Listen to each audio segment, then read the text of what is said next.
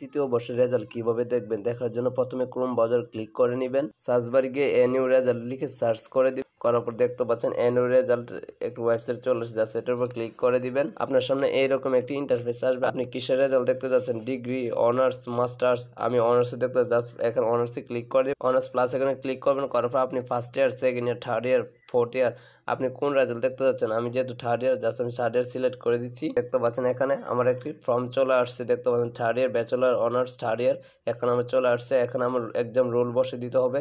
Just আমি role নাম্বারটি বসিয়ে দিচ্ছি।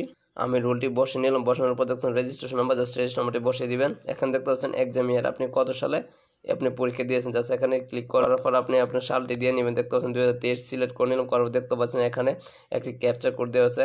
আপনি ক্যাপচার কোডটা এখানে জাস্ট বসিয়ে নেবেন। আমি অলরেডি ক্যাপচার কোডটা বসিয়ে নিয়েছি।